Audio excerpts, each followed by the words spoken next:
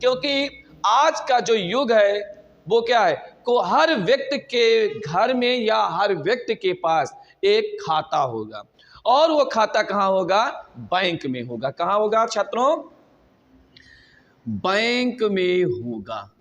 लेकिन ये बैंक है क्या चीज, बैंक की शुरुआत कहाँ से हुई, कितने प्रकार की बैंकें हैं, कौन कौन बैंकें होती हैं, ये बैंकों का रख रखाव कौन करता है। कुछ प्राइवेट सेक्टर की बैंकें होती हैं, कुछ भारत सरकार की बैंक होती हैं, यानी सार्वजनिक क्षेत्र की, यानी भारत सरकार उस पर आधिपत्य रखता है। कुछ सरकारी हैं, कुछ प्राइवेट हैं। उन बैंकों को लेकर हम उपस्थित हुए हैं और उन बैंकों का हम विस्तार पूर्वक अध्ययन करेंगे। ठीक, सबसे पहले हम ये बैंक है क्या।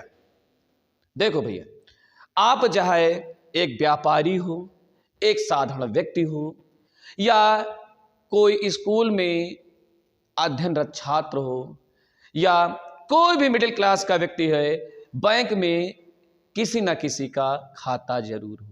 हम ये भी नहीं कहेंगे कि किसी व्यक्ति का सिर्फ एसबीआई में ही खाता हो, नहीं, किसी ना किसी बैंक में खाता होगा। क्योंकि माननीय वित्त मंत्री श्रीमती निर्मला सीतारमण ने पहले तो 19 बैंकें थी, फिर 20 बैंकें, फिर लेकिन सब बैंकों को काट पीट करके सार्वजनिक बैंकों की संख्या उन्होंने कर दी 12 कर दी। कितनी बच्चों, 12। तो बैंक क्या है पहले हम जानेंगे। बैंक वह संस्था है जो अपने ग्राहकों को अथवा उनके धन का क्या करती है, रक्षा करती है। जैसे हम लोग, चाहे वो व्यापारी हो, नौकरी पेशा व्यक्ति हो, कोई हो, तो जब देखो सबसे पहले वो सीधे अपना पैसा उठाकर बैंक में नहीं डाल देगा। जैसे नौकरी पेशा है व्यक्ति है तो उसका जो है वेतन बैंक में आता है, बैंक से निकालता है। लेकिन बैंक से निकालने के बाद अपने उपयोग के लिए, अपने उपभोग के लिए जितना उसको पैसे की आवश्यकता होती है वो अपने पास पैसा रखता है, शेष धन वहां पर रखा रहता है। तो वो धन की क्या करता है, बैंक रक्षा करता है। और जो रक्षा करता है वो बैंक, उसके लिए आपको क्या करता है, आपको ब्याज भी देता है। तो बैंक क्या है, बैंक वह संस्था है जो अपने ग्राहकों को उनके धन की रक्षा प्रदान करता है, उसे हम बैंक कहते हैं। अब ये बैंक आया कहां से, बैंक की शुरुआत कहां से। बच्चों, जैसा कि जो हमारे पढ़ने वाले स्टूडेंट हैं वो ये जानेंगे, क्योंकि हाई स्कूल से यानी पुरानी क्लासों में भी पढ़ाया जाता है, बैंक है, छोटी छोटी चीज़ें पढ़ाई जाती है। लेकिन जो बच्चे होते हैं वो उन चीज़ों को ध्यान नहीं देते हैं, है ना, उनका ध्यान नहीं देते हैं। वो जैसे आज कंपटीशन में हम लोग पढ़ाते हैं, प्लासी का युद्ध, बाबर पढ़ाते हैं, स्थल मंडल, जल मंडल, ये सब चीज़ें पढ़ाते हैं। ये सब छोटी क्लासों में है। आप अच्छे से अगर छोटी क्लासों से पढ़ते आइए, हम कह रहे हैं कि लेकिन क्या है, जैसे जैसे आपने पीछे पढ़ा, मास्टर साहब ने बताया, आपने रट लिया, रटा हुआ ज्ञान क्षणिक होता है बच्चों, क्षणिक होता है। तो बच्चों क्या होता है कि सब पिछला सब होता है, ठीक है। तो आपने पढ़ा होगा औद्योगिक क्रांति। आप औद्योगिक क्रांति हुई कहां से, सबसे पहले इंग्लैंड से औद्योगिक क्रांति शुरू हुई। और जिस देश में सबसे ज्यादा उद्योग होंगे वहां पर बैंकों की आवश्यकता होगी। तो आपने दिमाग लगा लिया होगा कि औद्योगिक क्रांति सबसे पहले इंग्लैंड से शुरू हुई है, तो दुनिया में सबसे पहले बैंक भी कहां खुली होगी, इंग्लैंड में खुली। बिल्कुल सत्य है। दुनिया का पहला बैंक जो था वो इंग्लैंड ने खोला था, वो खोला था 1397 में खोला था। कब, यानी हम लिख देते हैं दुनिया का, यानी विश्व का, दुनिया का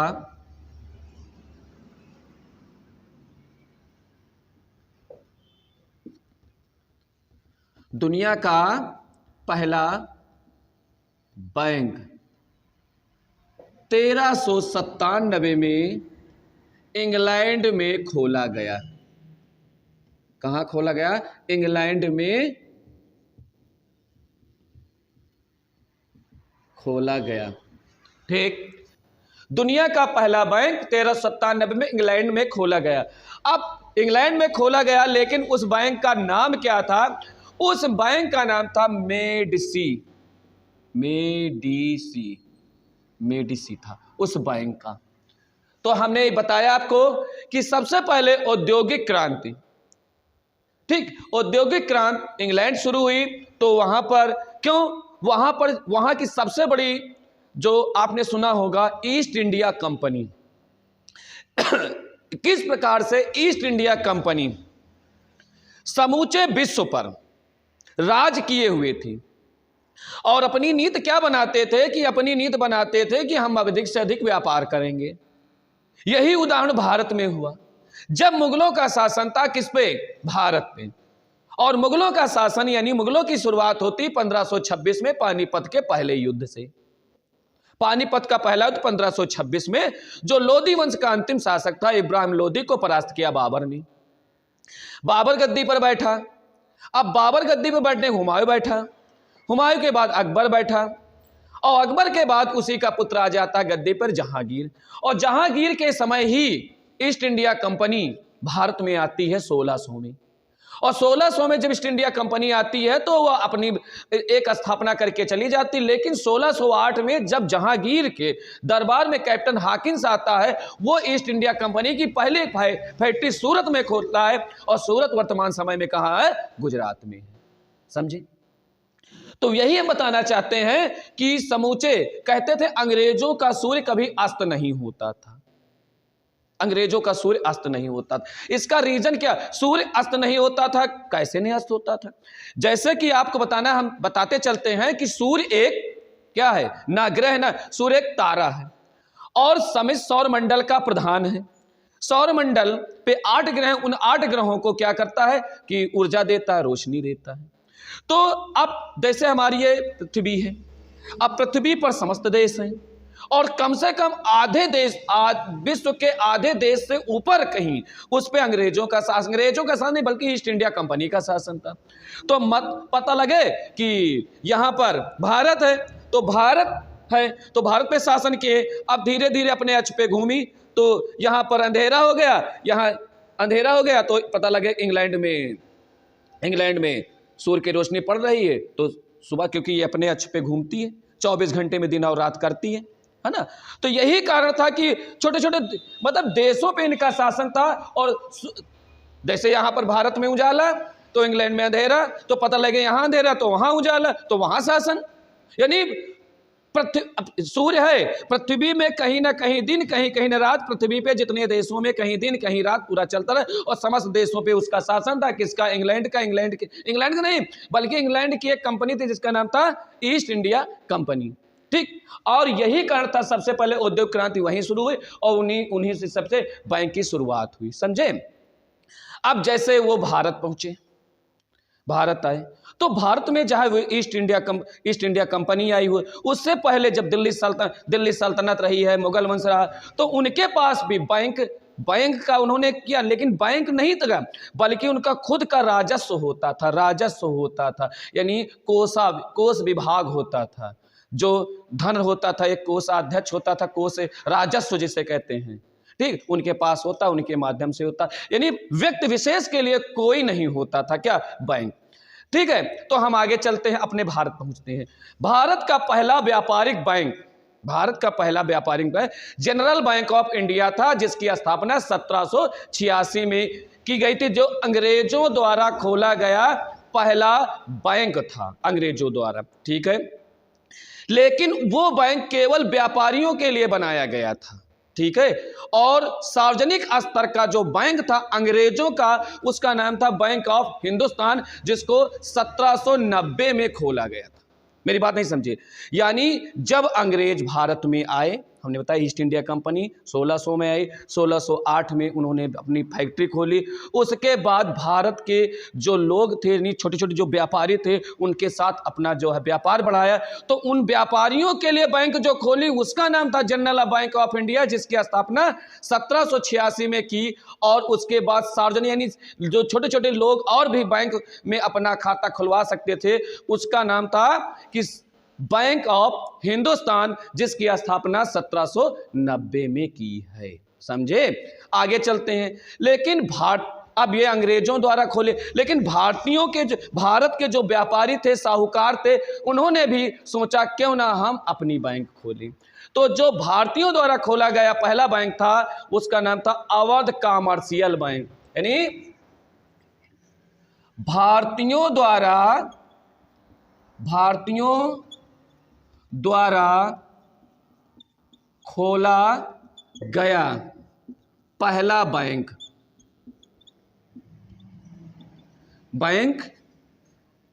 अवध कॉमर्शियल बैंक था। क्या था? अवध कॉमर्शियल बैंक था और इसकी स्थापना 1881 में की गई थी। ये भारतीयों द्वारा। हमने 3 प्रकार के बैंक बनाए। अंग्रेजों द्वारा खोला गया भारत में पहला जनरल बैंक ऑफ इंडिया था, जो व्यापारियों के लिए खोला। उसके बाद सार्वजनिक स्तर पे बैंक ऑफ हिंदुस्तान खोला, वो 1790। लेकिन भारतीयों द्वारा नहीं, भारत के जो विशेषकर साहूकार थे, उद्योगपति थे, ठीक, उनके द्वारा खोला गया पहला बैंक था अवध कॉमर्शियल बैंक 1881 में। और आपको ये भी हम तो बताते चलते हैं दोस्तों कि जो चालू हालत की, यानी जो भारत का राष्ट्रीयकृत बैंक है, यानी भारत सरकार का बैंक है, वो रिजर्व बैंक है, लेकिन उससे पहले भी हमारे यहाँ जो चालू हालत की सबसे पहली बैंक जो आज भी वर्तमान में चल रही है, उसका नाम है पंजाब नेशनल बैंक। सबसे पुरानी, एक क्वेश्चन लगा सकता है कि चालू हालत की सबसे पुरानी बैंक कौन है? वो है पंजाब नेशनल बैंक। इसकी स्थापना हम लिख देते हैं, आप लोग देख लीजिए। चालू हालत की, चलो भाई लिखते हैं, चालू हालत की सबसे पुरानी बैंक कौन है? Punjab national bank. कौन है? Punjab national bank. कब? 1893 की। कब की है? 1893 की मित्रों है बैंक। ठीक, हमने बताया आपको चालू हालत की सबसे पुरानी बैंक पंजाब नेशनल बैंक है, जिसकी स्थापना 1853। बच्चों, हम जो बता रहे हैं क्वेश्चन, कुछ तो हम इस पे लिख रहे हैं, कुछ बोल रहे हैं, उनको भी वीडियो को रोक कर आप उनको नोट कर लीजिए। एसएससी जीडी का पेपर आ रहा है बच्चों, ज्यादा हम लोग नहीं बोल रहे हैं, और ना ही हम लोग कोई चाहे जो व्यक्ति हो, चाहे हम या हमारी संस्थान या जो भी पढ़ाता है यूट्यूब पे, ये भी कोई कहीं, हम लोग समाज से सीखते हैं, आप लोगों से सीखते हैं, आप हमसे सीखते हो। यही शिक्षा का जो है दर्शन है।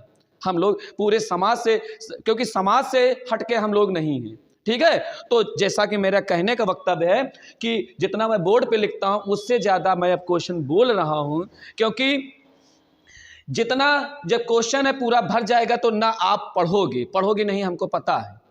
ठीक है, तो हम जो बोल रहे हैं उन क्वेश्चनों को आप वीडियो को रोक कर लिख सकते हैं, एक कॉपी पेन रख सकते हैं, उसके साथ साथ जो नोट कर रहे हैं, इसमें नोट करते हैं, उसको तो आप स्क्रीनशॉट ले सकते हैं, लेकिन वीडियो को रोक कर भी लिख सकते हैं, पढ़ सकते हैं। चलिए आगे चलते हैं। हमारा जो अगला क्वेश्चन आता है, मैंने इतने क्वेश्चन बताए, अगला क्वेश्चन आता है। अगला क्वेश्चन हमारा आता है भैया कि बैंक ऑफ बड़ौदा जानते हो, छोटे छोटे जो बैंकों के क्वेश्चन हैं, उन बैंकों के क्वेश्चन हम आपको दे रहे हैं, नोट भी करते चल। जैसे बैंक ऑफ बड़ौदा है, बैंक ऑफ बड़ौदा की स्थापना 20 जुलाई 1908 को की गई है। लिख देते हैं हम, bank of Baroda, bank of Baroda स्थापना। हमने क्या बताया? बैंक ऑफ बड़ौदा की स्थापना कब हुई? 20 जुलाई 1908।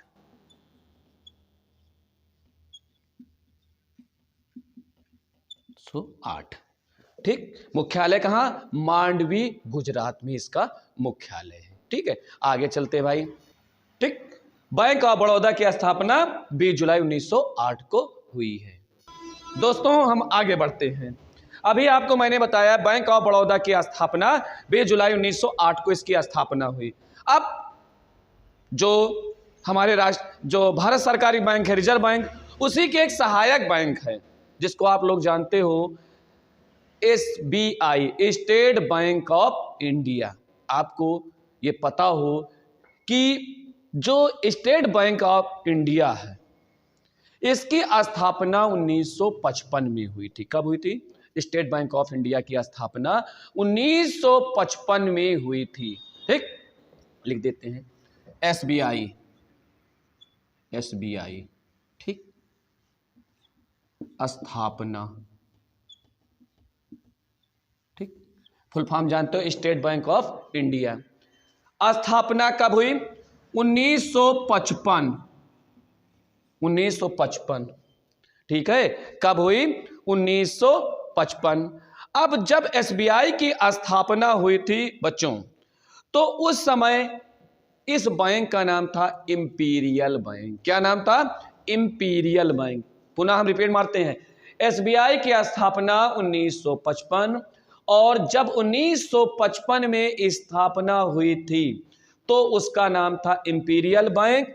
लेकिन जब 1956 में SBI का राष्ट्रीयकरण हुआ, क्या हुआ?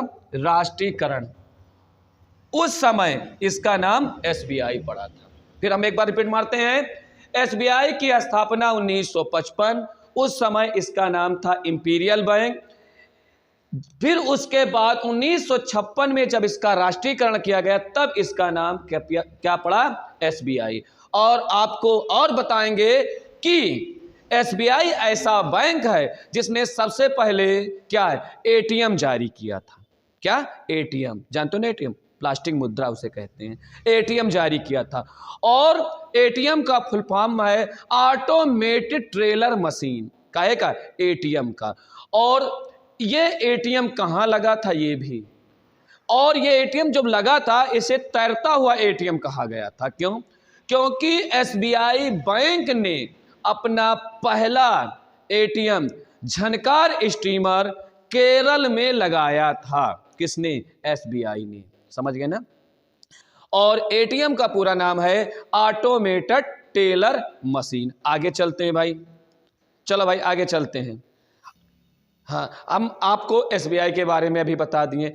और विश्व में सर्वाधिक शाखाओं वाला बैंक भी क्या है? SBI है। यह ऐसा नहीं है कि हमारी बैंक ऑफ बड़ौदा है, SBI है, एक्सिस बैंक है, ये सब जो बैंक है वो भारत तक ही सीमित है, ऐसा नहीं है, वो विदेशों में भी हैं। तो क्वेश्चन आता है, कैसे क्वेश्चन आता है कि भारत की वो कौन सी बैंक है जो जिसकी विदेशों में सर्वाधिक शाखाएं, वो कौन है? SBI है। लेकिन वही चीज क्वेश्चन फिर रिपीट मारता है। बच्चे कंफ्यूज कहाँ होते हैं? बच्चे कंफ्यूज होते हैं इन बैंकों के उतार चढ़ाव। कैसे? जैसे क्वेश्चन पूछा, भारत की वो कौन सी बैंक है जो सर्वाधिक शाखाओं विदेश में है? वो SBI की है। लेकिन उसी जगह क्वेश्चन आया कि भारत की सबसे बड़ी व्यापारिक बैंक कौन है? वो बैंक ऑफ बड़ौदा है। कौन है? बैंक ऑफ बड़ौदा, जिसकी स्थापना हमने बताई थी आपको 20 जुलाई 1908 में हुई। आगे चलते हैं, सबसे अधिक व्यापारिक बैंक हमने यहां बता दिया, विश्व में सबसे अधिक पूंजी वाला बैंक, ठीक है, विश्व में सबसे अधिक पूंजी वाला बैंक कौन है? ICBC जो बैंक है वो कहां पर है? चाइना में है। कहां पर है? चाइना में है। अब विश्व बैंक की बात आ जाती है। भारत की 12 बैंकें प्लस रिजर्व बैंक, फिर अभी आपने बताया विश्व में हमारे भारत की वो बैंक कौन है जो सर्वाधिक शाखाएं? SBI, व्यापारिक बैंक बड़ौदा, फिर हमने कहा सर्वाधिक पूंजी वाला बैंक ICBC चाइना। उसके बाद आगे चलते हैं कि वो कौन सी विश्व बैंक के बारे में थोड़ा बता देते हैं। विश्व बैंक,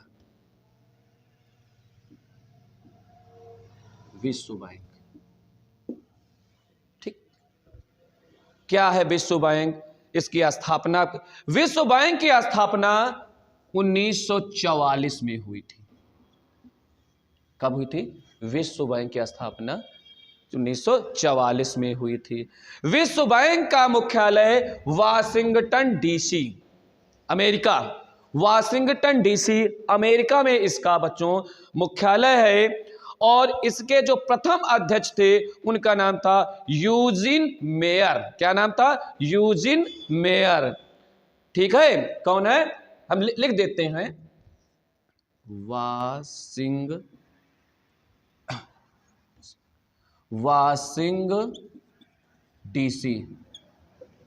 डीसी क्या है? इसका विश्व बैंक का मुख्यालय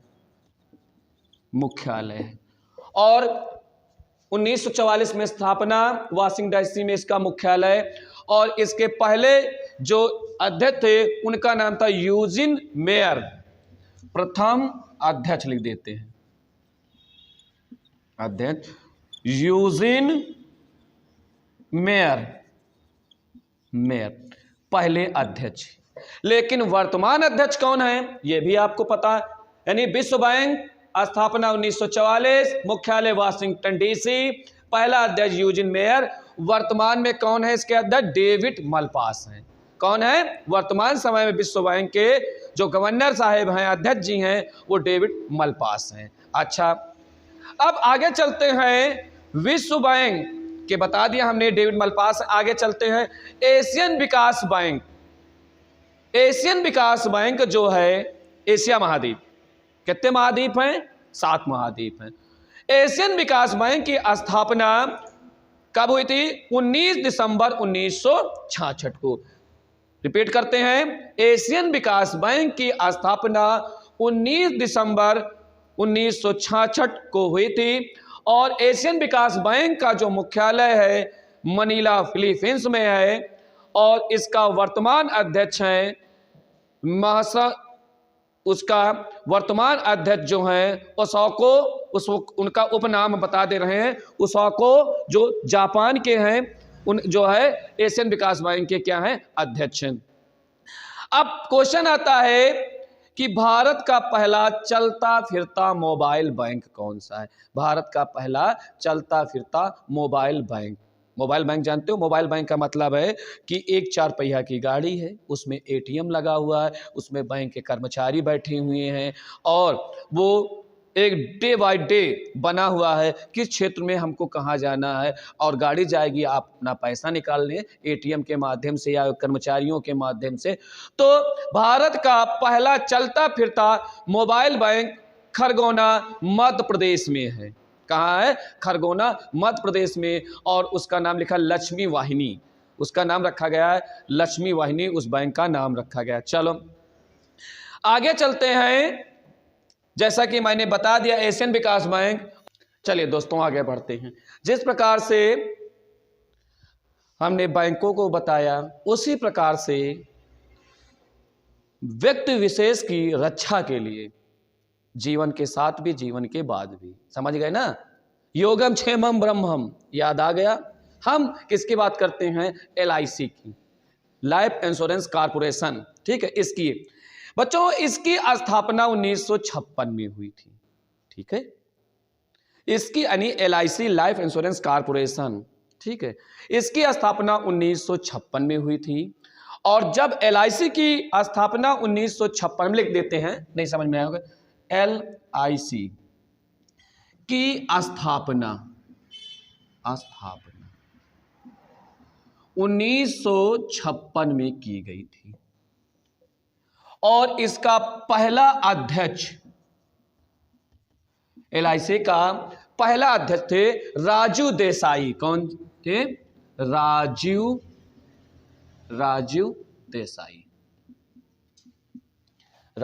देसाई थे। और LIC का मुख्यालय कहां पर है? मुंबई में। LIC का मुख्यालय कहां है? मुंबई। उद्योग नगरी, जिसके नाम काहे से जानते हैं? मुंबई को उद्योग नगरी के रूप में जानते हैं। और वर्तमान समय में MR कुमार इसके अध्यक्ष हैं। LIC के वर्तमान अध्यक्ष कौन है? LIC के बताओ भाई, हम तो बताएंगे MR कुमार। कौन है? यहां लिख देते हैं MR कुमार वर्तमान में कुमार, MR कुमार, वर्तमान में LIC के अध्यक्ष हैं। ठीक है, अब इसका हम आदर्श योगम क्षेमम ब्रह्मम ऐसे बना हुआ है ना LIC। चलते आगे हैं, चलिए अभी हमने आपको LIC के बारे में, अब चलते हैं बड़ी बड़ी बैंकें हैं, उद्योगपतियों की हैं, कुछ ग्रामीण स्तर की बैंकें हैं। जैसे नरेगा का पैसा कहाँ आई, नरेगा का पैसा कहाँ आई, पेंशन कहाँ आई, है ना भाई। बैंक के अगर कर्मचारी इसको हमारी वीडियो को देखते हैं तो उनसे हाथ जोड़ के रिक्वेस्ट है, अगर बैंक का कोई कर्मचारी, चाहे स्टेट बैंक का हो, चाहे BOB का हो, चाहे पंजाब नेशनल बैंक का कोई भी कर्मचारी या बैंक का VC भी अगर मेरा वीडियो देख रहा है तो उनसे हाथ जोड़ के मेरा विनम्र निवेदन है कि जो हमारे वयोवृद्ध हों उनको कभी परेशान मत करना। उनको विचारों को थोड़ा अल्प ज्ञान है, उस अल्प ज्ञान को उनको ये ना महसूस होने पाए कि इनको अल्प ज्ञान है तो इनको हम भगा दें। उनका अगर बेचारे जाते हैं कि बाबूजी मेरा पेंशन का पैसा बता दो, पेंशन आई कि नहीं आई, मेरा किसान सम्मान निधि आई कि नहीं आई, तो विनम्र निवेदन है उनको धुतकार कर, उनको बेइज्जती करके मत भेजना। क्यों? क्योंकि हमारा जो भारतीय संस्कृति है वो क्या है, एक आदर्शवादी संस्कृति है। उसमें हम उस समय आपने तो भगा दिया, लेकिन वो आपकी जो इतनी बड़ी बैंक की परीक्षा पास करके आए हो और आप कुछ कुर्सी पे बैठे हो, है ना, उस कुर्सी पे बैठे हो, तो उस समय यही महसूस है कि आपकी जो शिक्षा है, आपके जो संस्कार हैं, ऐसे संस्कार बने हैं जो संस्कार बने हैं वो एकदम बेकार हैं। आपकी शिक्षा, आपके संस्कार बिल्कुल व्यर्थ हैं। मेरी वीडियो को मैं जो कह रहा हूं उसको बुरा मत मानिए। मैं हाथ जोड़ के निवेदन करता हूं कि जो बैंक का कर्मचारी मेरी वीडियो देख रहा है या बैंक का कोई भी VC पॉइंट वाला देख रहा है तो हाथ जोड़ के विनम्र निवेदन है कि जो हमारे बुजुर्ग हैं, जो बेचारे एक विड्रॉल नहीं भर सकते हैं, एक कागजी कार्रवाई नहीं कर सकते हैं, तो बड़े आदर सम्मान से उनको बताइए बाबा जी, दादाजी, पिताजी, अंकल जी, ऐसे ऐसे आपको करना है, आपको बहुत दुआएं मिलेंगी। और ये हमारी जानते हो कि हमारी भारत की संस्कृति क्या है, पुराणों से, चाहे पुराण हो चाहे वेद हो, सब में क्या है, अपनी संस्कृति को महान बताया। हमारा देश कभी विश्व गुरु था और धीरे धीरे हमारा देश भी विश्व गुरु के आगे जाएगा, तो जाएगा, पक्का जाएगा। चलो भाई आगे चलते हैं। तो ग्रामीण विकास बैंक की स्थापना बच्चों 1975 में हुई। लिख देते हैं, ग्रामीण विकास बैंक की स्थापना कब हुई थी? 1975। ठीक, ग्रामीण विकास बैंक की स्थापना 1975 में की गई और इसका मुख्यालय कहाँ है? लखनऊ में है। कहाँ है? लखनऊ में है। ठीक है, अब लखनऊ में है। नाबार्ड की स्थापना, आगे चलते हैं, नाबार्ड की स्थापना कब की गई है? एक म्यूचुअल फंड है नाबार्ड की स्थापना 1982। कुछ बोलना है, क्वेश्चन कहाँ तक हम लिखते चलेंगे, कहाँ तक लिखते चले, हम बोल रहे हैं बच्चों, वो वीडियो को रोक कर भी आप लोग पढ़ते रहिए, क्योंकि कहाँ तक मिटाते रहें, कहाँ तक, कुछ मेरे साथ तुम भी तो करो। ठीक है, आगे चलते हैं। हमने बताया कि नाबार्ड की स्थापना 1982 में की गई। इसका मुख्यालय कहाँ है? मुंबई में है। ठीक, आगे चलते हैं बच्चों। UTI ये भी क्या है? म्यूचुअल फंड है। यूनिट ट्रस्ट ऑफ इंडिया जिसकी स्थापना 1964 में की गई थी। यूनिट ट्रस्ट ऑफ इंडिया, इसकी स्थापना 1964 में की गई। ये भारत की पहली म्यूचुअल फंड कंपनी थी।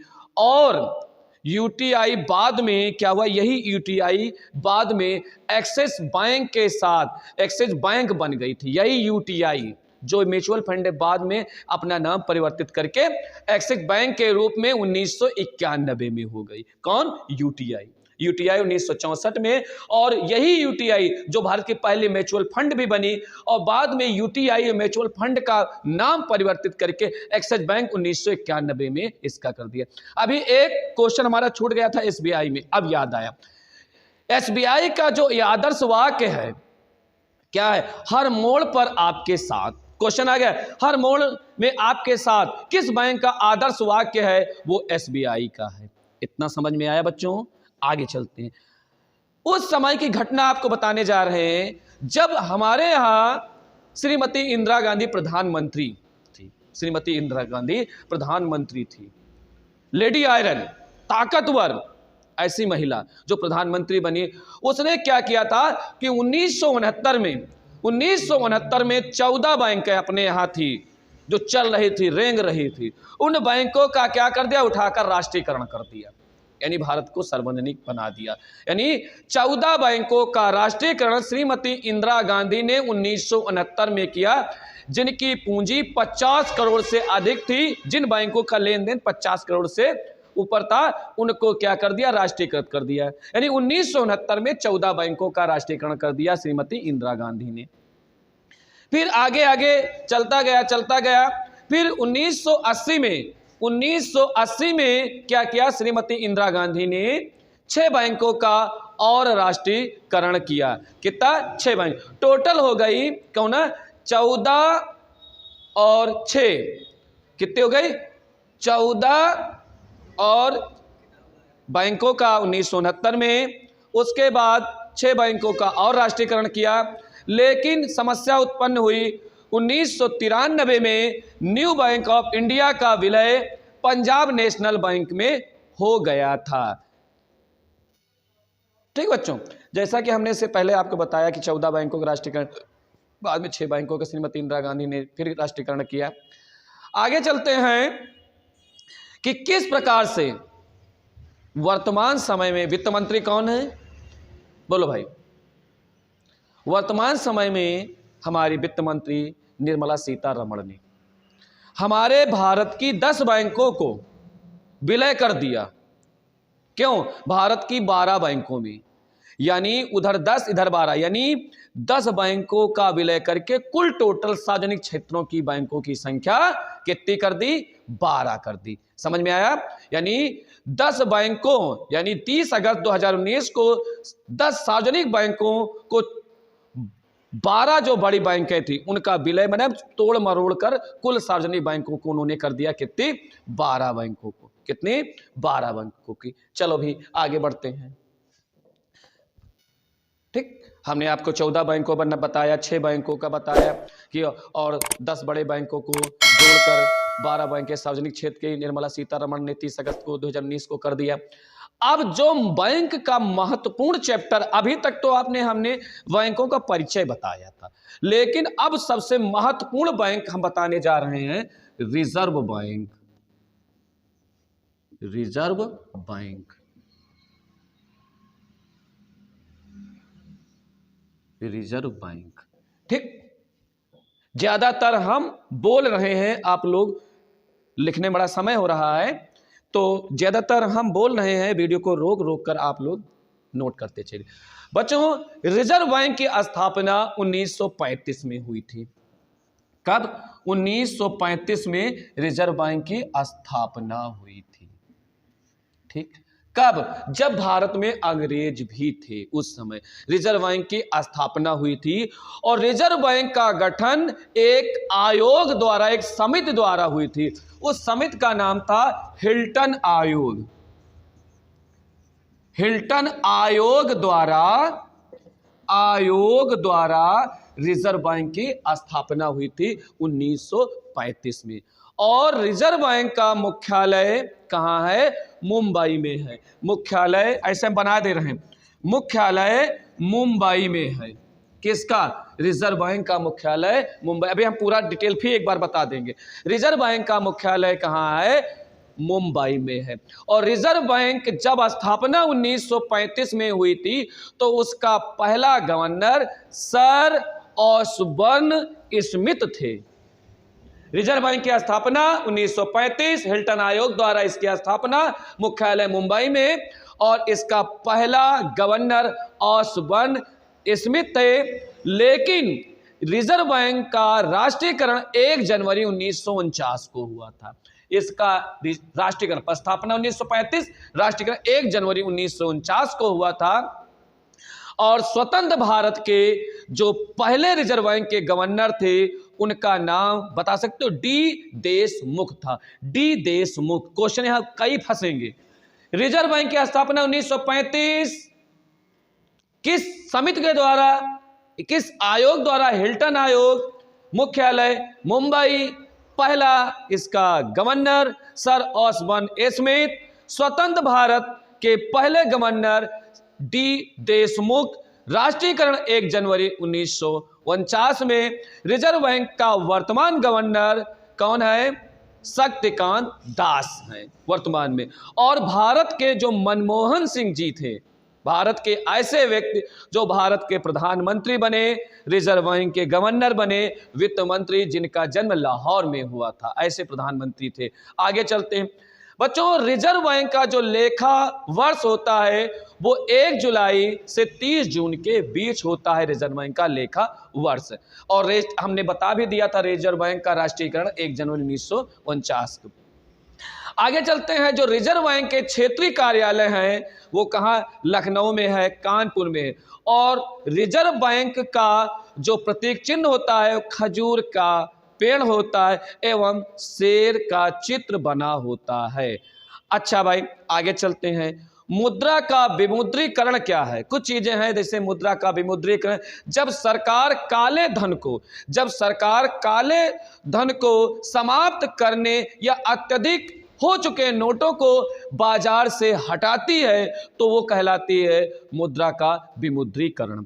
और पहली बार मुद्रा का विमुद्रीकरण 1978 में हुआ था, जब उस समय जो भारत में बड़े बड़े नोट थे उसको मार्केट से उठा लिया गया था। दूसरी बार आप जानते हो, तीसरी बार 8 नवंबर 2016 को मोदी जी ने मुद्रा का विमुद्रीकरण किया था।